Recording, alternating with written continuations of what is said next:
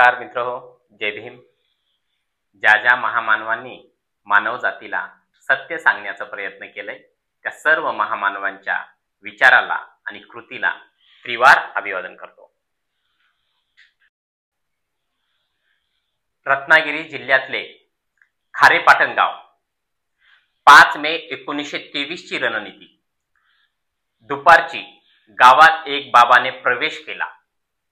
अंगावर फाटक्या चिंध्याचे कुडते, 17 ठिगळ्याचे धोतर, हातात खापर, डोक्याला फाटके कापड बांधलेले असा विचित्र वेश, सोबत काही मंडळी. गावाबाहेर प्रशस्त सावलीचे झाड बघून मुक्काम पडला. सोबतच्या लोकांना गावातून भाकर मागून आणण्याची आज्ञा झाली. मंडळी गावात गेले, पण काही वेळातच परत आली रिकाम्या हाताने. काहूजी, भाकर नाही आणली? सर्वांचे चेहरे गंभीर, कुणी काही बोलेना. त्यांचे डोळे भरून आले होते. बाबांनी विस्मयाने विचारले, काय झालं? मंडळीमधील एक जण कसे बसे बोलले, बाबा, आपला गोविंदा गेला. बाबांनी क्षणभर डोळे मिटले. दुसऱ्या क्षणी डोळे उघडले, हाती खापर घेतले आणि भाकर आणायला गावात निघून गेले. सोबतची सारी मंडळी अवाक होऊन पाहत राहिली. बाबांच्या मुलांच्या निधनाची तार गावात आली होती. गावात पोहोचल्याबरोबर ती भाकर मागायला गेलेल्या मंडळीच्या हातात पडलेली, म्हणून ती तशीच परत फिरली होती. पण बाबांना त्याचे काहीच कसे वाटले नाही. सायंकाळी सारे पटांगण झाडून पुसून स्वच्छ करण्यात आले. गॅस बत्त्या टांगण्यात आले. बाबा ठरल्याप्रमाणे रात्री कीर्तनास उभे राहिले. गोपाला गोपाला देवकी नंदन गोपाला, सांभाळी ही तुझी लेकरे, पुण्य समजती पापाला, असा गजर सुरू झाला. बोलता बोलता बाबा म्हणाले, राम गेले, कृष्ण गेले, पांडवही गेले, असे गेले कोट्यानुकोटी, काय रडू मी एकासाठी, खंत तरी कोणा कोणाची कराची. व दुसऱ्या दिवशी बाबा ठरल्याप्रमाणे पुढील गावी चालते झाले. मित्रांनो, स्वतःच्या एकुलत्या एका मुलाच्या निधनानंतरही अविचलित राहणाऱ्या या गृहस्थाजवळ अशी कोणती ताकद होती? कोण हा गृहस्थ होता? ते होते साऱ्या महाराष्ट्राला परिचित असणारे कर्मयोगी संत गाडगे बाबा. यांच्या जयंती निमित्त यांच्या कृतीला व यांच्या प्रतिमेला विनम्र अभिवादन. मित्र, आपण संत कोणाला म्हणायचं हे पण ठरवलं पाहिजे. मानवाच्या हितासाठी आपलं सर्वस्व त्याग करून जगणाऱ्या लोकांना संत म्हणतात. ज्या प्रकारे सिद्धार्थ गौतम या जगात शांतता नांदावी यासाठी त्या एक राजपुत्र होते. आपलं राजपद, आपलं संसार हे सर्व त्याग करून चिवर व भिक्षापात्र घेऊन राज्याबाहेर निघाले. अशा पद्धतीने मानवाच्या हितासाठी काम केलेले संत ज्ञानेश्वर, संत कबीर, संत रोहिदास, संत सेवालाल, संत तुकाराम महाराज, संत गाडगे बाबा, ज्यांनी ज्यांनी मानवाच्या हितासाठी काम केलं ते खरे संत. दैनिक दिव्य मराठी न्यूज नुसार बाबा रामदेव यांची 17 वर्षात कमाई 11,077 कोटींची झाली. दैनिक भास्कर न्यूज नुसार योगेश्वर बाबा 1 मिनिटाला 1,65,000 रुपये कमावतात. संत तुकाराम महाराज म्हणतात, ज्या ठिकाणी आपण अभंग करतो त्या ठिकाणी पाण्याची किंमत जेवढी असते तेवढी किंमत सुद्धा घेऊ नये. गाडगे बाबांना संसारात असताना त्यांचे नाव डेबूजी असे होते. डेबूजीला 2 मुली होत्या. एक आलोका, दुसरी कलावती. तिसरा मुलगा झाला. त्याचे नाव ठेवले मुदगल. मुलीच्या बारशाचा प्रसंग उभा. डेबूजींनी आपला निर्णय सर्वांना सांगितला. मुलीच्या बारशाचा प्रसंग उभा राहताच डेबूजींनी आपला निर्णय सर्वांना सांगितला. आपल्या घरी बकरे बिकरे कापाचे नाही. दारूचा एक थेंबही या घरात आणायचा नाही. हंबीमराव म्हणाले, बारसं कसं करावं? पोरीच्या जन्माच्या वक्ती बकरं कापावं लागते. हे कोण्या शास्त्रात लिहिलं? अरे मग आजवर रीत चाल आली ते? रीती भल्याही असतात, बुऱ्याही असतात. रीती आपल्यालाच सुधारावा लागते. पण सोयरे अन जातवाले काय म्हणतील? त्याहिले मटणाच्या जागी लाडू घाला, ते खुश होतील. डेबूजींनी आपल्या मनासारखे केले लाडूचा स्वयंपाक. सगळे सोयरे जातवाले जमले. मटणही नाही, दारूही नाही. हे पाहून सगळेच नाराज झाले. जो तो डेबूजी सोबत वाद घालू लागला. डेबूजी म्हणाले, हे पहा, लेक जन्मली. हे आनंदाची गोष्ट का दुःखाची? दुःखाची कशी असेल बरं? मग आपला आनंद बकरीच्या पिलाले दुःख देऊन साजरा करावा काय? देवानं बकरे काबा केले असतील ते देवाचं देव पाहून घेईल. मले झालेला आनंद मले गोड धोडानं साजरा करायचे आहे, सोयरा म्हणतो. आणि मग दारूचं काय? दारू पिऊन कोणाचे बरं झालं ते सांगाल काय? सोयरा म्हणतो, आतापर्यंत पेत आले ते. कोणती गोष्ट आतापर्यंत चुकत आली ते सुधारली पाहिजे, त्याले शहाणपण म्हणतात.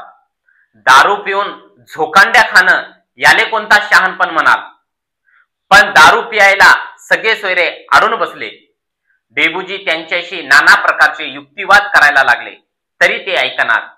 शेवटी डेबूजी सांगितले, त्यांनी आपला निर्णय सांगितला. मी लाडू केले आहेत. ज्यांना जेवायचे असेल त्यांनी जेवावे, नसेल त्याला राम राम. काही शहाणे जेवले, काही उठून चालते झाले. या घटनेवरून आपणाला असं समजते, संत होण्या अगोदर सुद्धा गाडगे बाबा म्हणजे अगोदरचे डेबूजी हे प्रखड होते. आपल्या चांगल्या विचारांसोबत एकनिष्ठ होते. मित्रो, आज आपण समाजामध्ये पाहतो, कार्यक्रमांमध्ये किंवा दैनंदिन व्यवहारामध्ये 50% चुकीच्या गोष्टी घडत असतील तर ते मादक द्रव्य सेवन करण्याने होतात. आजचा तरुण महामानवांना विचारांमधून स्वीकारला पाहिजे. रात्री देवळासमोर कीर्तन होते. डेबूजी कीर्तनात जाऊन बसले. कीर्तनकार सांगू लागले, मृत्यू लहान थोर ओळखत नाही. त्याच्यापाशी श्रीमंत गरीब हा विचार नाही. हा हिंदू तो मुसलमान हा भेद नाही. तो प्रत्येकाला उचलतो. तेव्हा तो येईपर्यंत प्रत्येक क्षणाचा उपयोग करून घ्या. समाजाची सेवा करा. कीर्तनकाराचे हे बोलणे मात्र डेबूजींना झोंबले. मित्रो, आपण नेहमी आपल्या चांगल्या विचारांच्या सहवासात असलं पाहिजे. पुस्तकान एवढा चांगला सहवास या जगात कुठंच असू शकत नाही असं मला वाटते. आणि माझ्या या युट्यूब चॅनलवर आदरणीय एच.एस. खंडागळे सर, आदरणीय राजेश्वर धुडुकनाळे सर, आदरणीय चंद्रप्रकाश देगलूरकर सर आणि आदरणीय आज माझ्यासोबत असलेले सर्जेराव रणखाम सर आहेत. ही माणसं फक्त वाचन करणारी नाहीत, वाचनासोबत तर्क करतात, चिंतन करतात. आपण सुद्धा 2 गोष्टी नेहमी केले पाहिजे, वाचन आणि तर्क. मातीच्या भांड्यासारखी भांडी त्या नेहमी सोबत ठेवत असे. त्यांनी अन्न खाल्ले आणि त्यातून पाणी पियायले. मराठीत मातीच्या तुटलेल्या भांड्याला गाडगे म्हणतात आणि त्यामुळे बरेच लोक त्यांना गाडगे महाराज आणि गाडगे बाबा म्हणू लागले. पुढे ते संत गाडगे बाबा या नावाने प्रसिद्ध झाले. गाडगे बाबा डॉक्टर बाबासाहेब आंबेडकर हे समकालीन होते आणि ते त्यांचे 15 वर्ष ज्येष्ठ होते. ते अनेक राजकारणाच्या संपर्कात होते, पण बाबासाहेबांच्या कार्याने ते प्रभावित झाले होते. बाबासाहेब राजकारणातून जे करत होते ते गाडगे बाबा त्यांच्या प्रवचनातून आणि कीर्तनातून करत होते. त्यामुळे साधू संतांपासून स्वतःला दूर ठेवणारे बाबासाहेब गाडगे बाबांबद्दल नितांत आदर होता. एका कार्यक्रमामध्ये डॉक्टर बाबासाहेब भाषण करत होते तेव्हा संत गाडगे बाबा त्या ठिकाणी आले. हातात त्यांच्या सत्कार करण्यासाठी हार आणले होते. बाबासाहेब गाडगे बाबांना म्हणाले, बाबा वर या. गाडगे बाबा नकार दिले. मी स्टेजवर येणार नाही. बाबासाहेब तुम्हीच खाली या. वेळ जात होता त्यामुळे या ना बाबा वर असे म्हणाले. तेव्हा गाडगे बाबा म्हणतात, ज्या स्टेजवर डॉक्टर बाबासाहेब आंबेडकर आहेत त्या स्टेजला मी पाय कसा लावणार. आणि गाडगे बाबांचं कीर्तन असते वेळेस बाबासाहेब जमिनीवर बसायचे. त्यांना वर बसण्यास सांगितल्यानंतर बाबासाहेब म्हणायचे, ज्या ठिकाणी गाडगे बाबा आहेत त्या ठिकाणी घाण असूच शकत नाही. संत कबीराप्रमाणेच गाडगे बाबा ब्राह्मणवाद, धार्मिक दांभिकता आणि जाती व्यवस्थेला विरोध करणारे होते. आपल्या प्रवचनात नेहमी ते म्हणायचे की सर्व मानव समान आहेत. प्रत्येकाने बंधुप्रेमाने राहिले पाहिजे. त्यांनी स्वच्छतेवर विशेष भर दिला. स्वच्छतेचे प्रतीक म्हणून ते नेहमी सोबत झाडू ठेवत. ते म्हणायचे, देवतांच्या मूर्तींना सुगंधी फुले अर्पण करण्याऐवजी आजूबाजूच्या लोकांच्या सेवेसाठी तुम्ही स्वतः मेहनत घ्या. जर तुम्ही भुकेल्या माणसाला अन्न दिलेत तुमचे जीवन अर्थपूर्ण होईल. माझा झाडूही त्या फुलांपेक्षा चांगला आहे. कदाचित तुम्हाला हे समजू शकणार. आजपर्यंत भारतातील कोणताही संत शाळेतील शिक्षणाविषयी बोलला नव्हता. संत म्हणजे केवळ अध्यात्माचे, स्वर्गाचे, मृत्यूचे तत्वज्ञान सांगणारे अथवा बडेवाकडे चमत्कार करणारे असेच समीकरण होते. उपवास कर, आषाढी कार्तिकीला पंढरीला जा, देहू आळंदी कर अशी आजपर्यंत संतांची रूढी. लोक गाडगे बाबांना संत म्हणत, पण ते खऱ्या अर्थाने लोक शिक्षक होते. गाडगे बाबांनी लोकांना शिक्षण घेण्याचा उपदेश केला.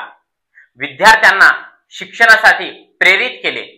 बाबा नेहमी म्हणायचे, शिक्षणा वाचून माणूस आंधळा असतो.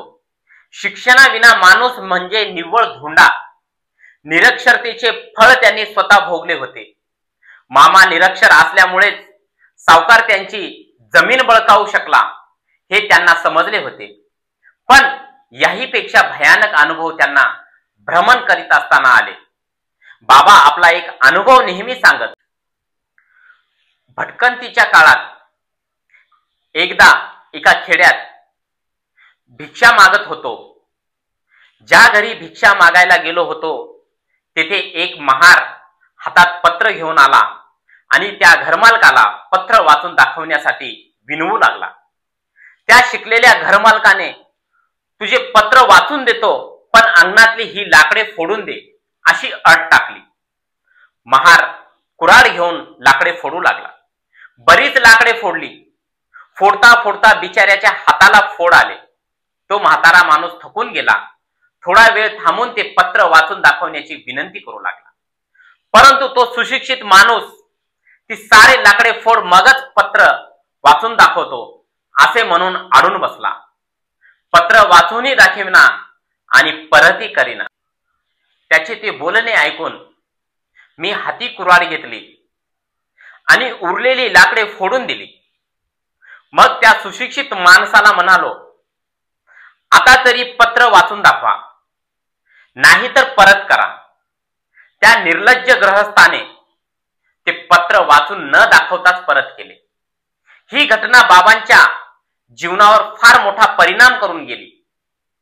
म्हणूनच बाबा लोकांना एक वेळी उपाशी राहा, 4 कपडे कमी घाला, 4 सण कमी साजरी करा, पण मुलांना शिकवल्याशिवाय राहू नका असे परोपरीने सांगायचे.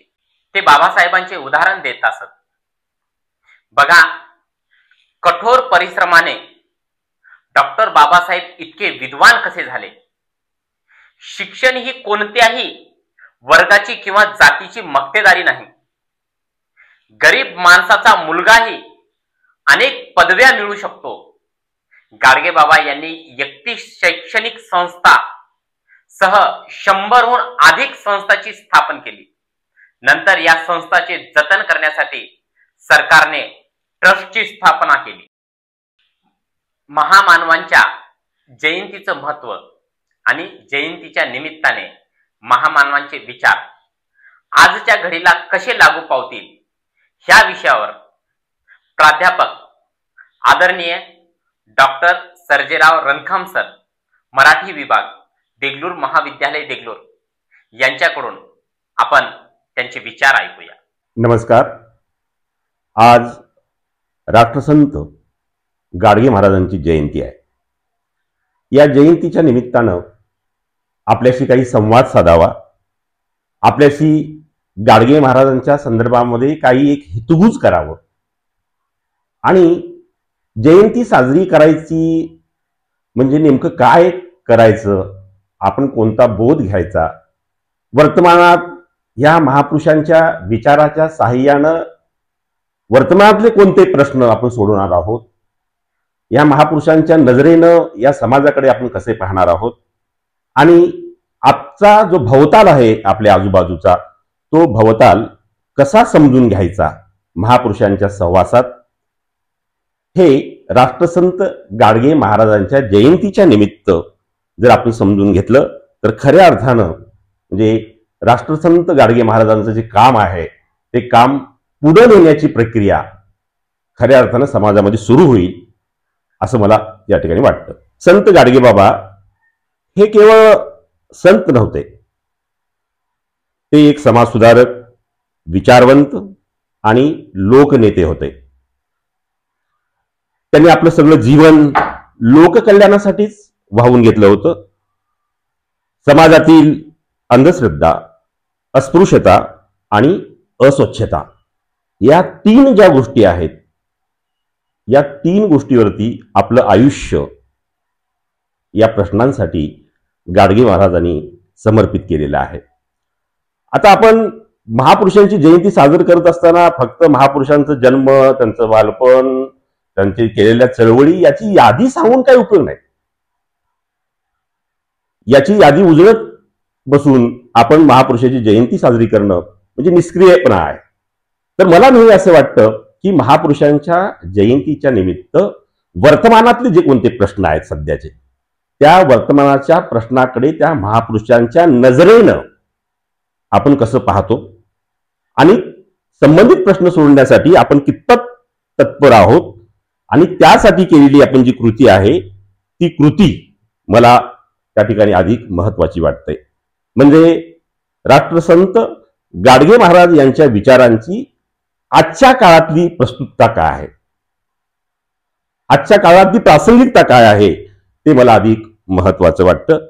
पहिला विचार आपण घेऊ की राष्ट्रसंत गाडगे महाराजांनी आपलं आयुष्य स्वच्छता आणि पर्यावरणासाठी दिलेलं आहे, आपण असं लक्षात घेता येईल. मग आजच्या काळातले पर्यावरणाचे काय प्रश्न आहेत, म्हणजे गाडगे महाराजांचा विचार त्या काळातला स्वच्छतेचा जरी असला तर तो एक व्यापक पर्यावरणवादी अशा प्रकारचा विचार होता. आज जागतिक पर्यावरणाच्या समोर जे प्रश्न आपले तयार झालेले आहेत, पर्यावरण विषयक जे प्रश्न तयार झालेले आहेत, त्याला आपण गाडगे महाराजांच्या नजरेने कसं उत्तर देणार आहोत ते मला अधिक महत्वाचं वाटतं. महाराजांनी ज्या काळात स्वच्छतेवर भर दिला त्यावेळी ती संकल्पना दुर्मिळ होती. आज काळ फार पुढे गेलेला आहे.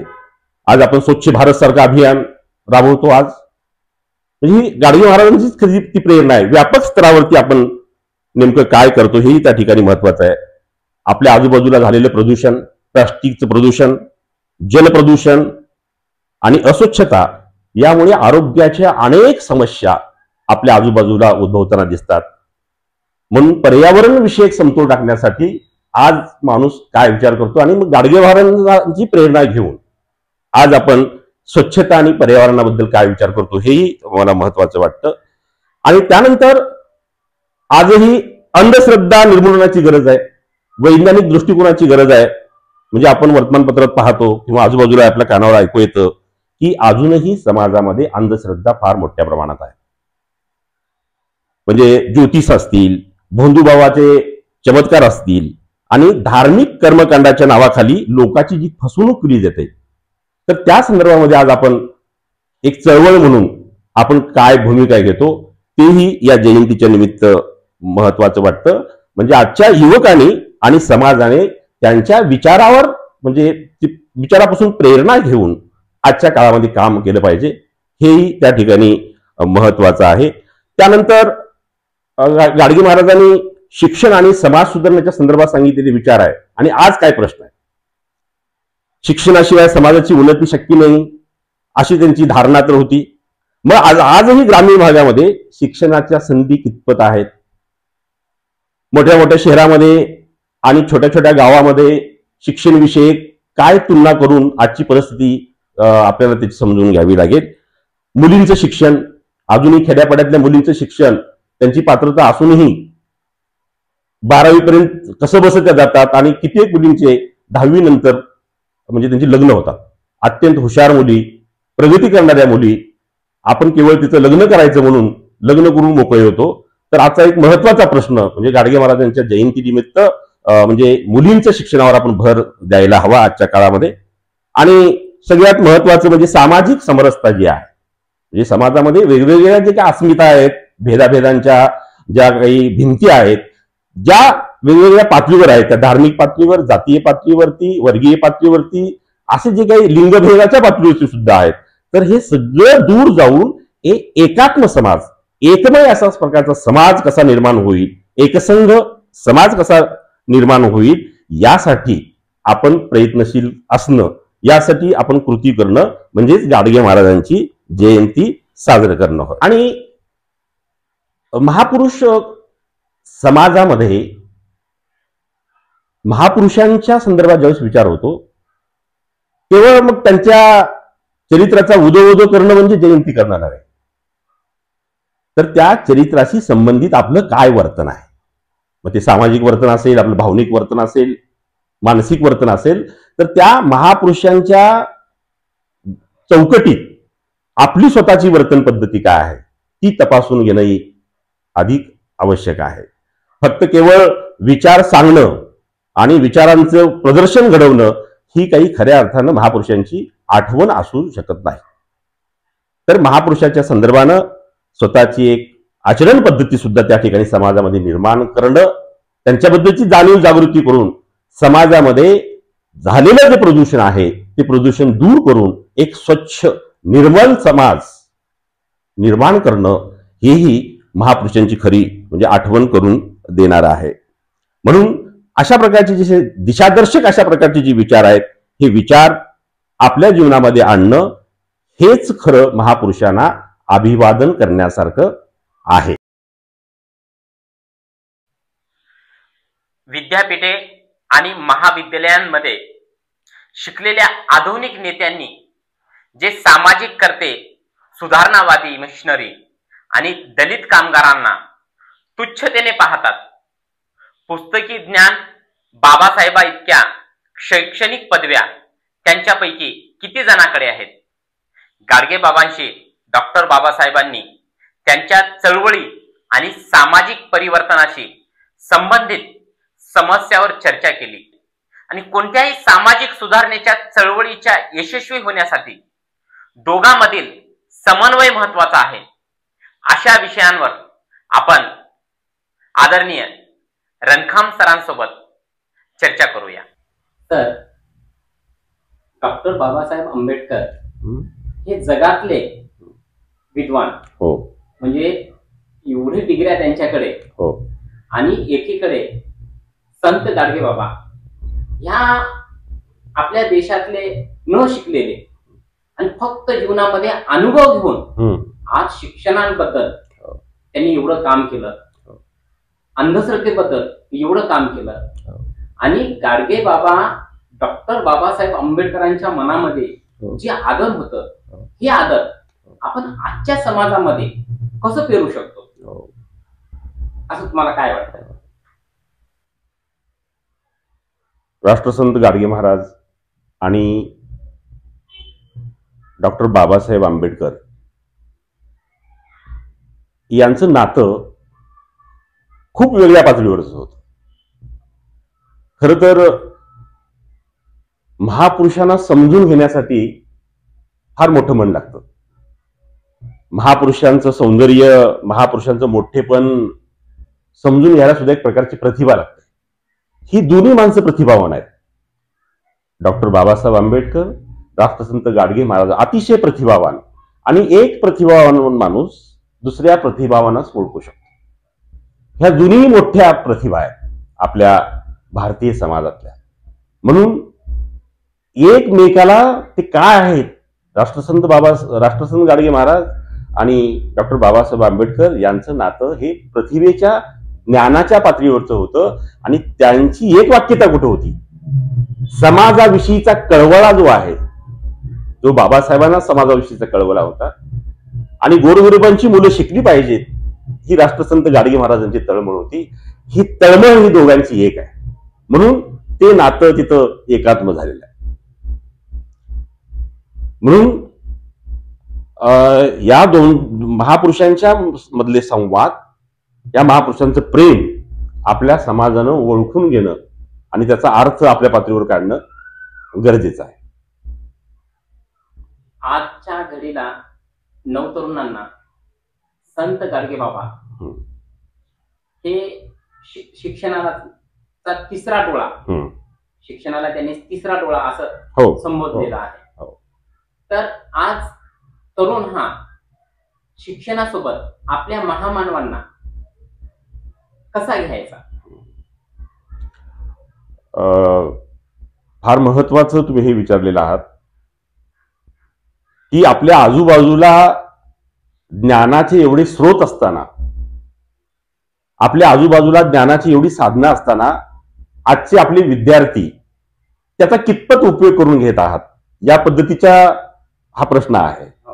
की आपल्याकडे अनेक महापुरुष होऊन गेले, आपल्याकडे फार मोठी संत परंपरा आहे, म्हणजे संस्काराची अनेक केंद्र आपल्या सगळ्या प्राचीन साहित्यामध्ये आहेत. पण आपले आजचे विद्यार्थी किंवा आजचे युवक त्याच्याशी कितपत म्हणजे कनेक्ट होतात,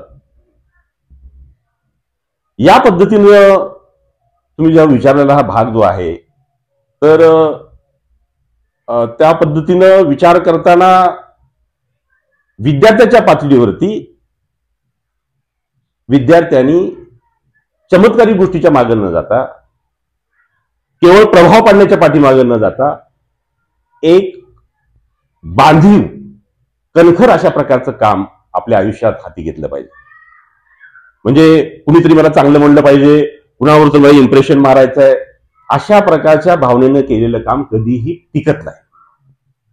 एक व्यापक अशा प्रकारचं काम, उत्तम वाचक, उत्तम विचार करणं, दूरदृष्टी असणं, आणि या समाजाच्या भोवतालाचा अर्थ काढण्याची क्षमता आपल्यामध्ये निर्माण करणं, हे आपल्या महापुरुषाच्या परंपरेमधून आजच्या युवकांनी घेतलं पाहिजे.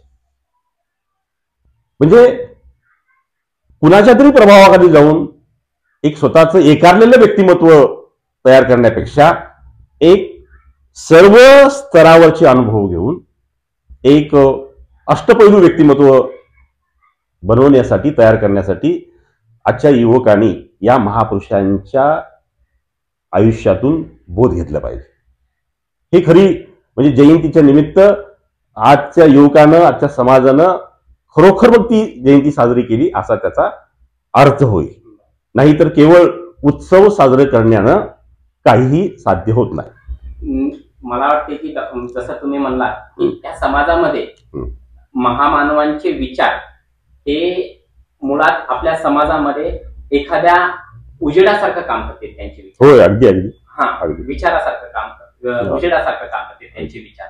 म्हणून आपण जयंती, मला वाटते आपण सांगितल्याप्रमाणे याच्यासाठीच करतो की महामानवांच्या विचारांची उजळणी ह्या अनुषंगानं व्हावं, आणि आपल्या येणाऱ्या पिढीला किंवा आताच्या पिढीला महामानवांचे विचारच हे आपल्याला मुख्य मार्ग मार्गदर्शक म्हणून आपल्याला. अगदी बरोबर.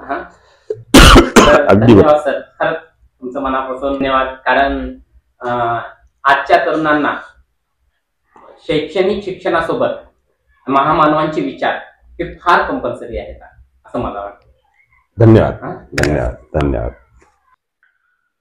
युगायुगाने बाबासाहेबांच्या निधनानंतर अवघ्या 14 दिवसांनी 20 डिसेंबर 1956 रोजी गाडगेबाबांनी अखेरचा श्वास घेतला.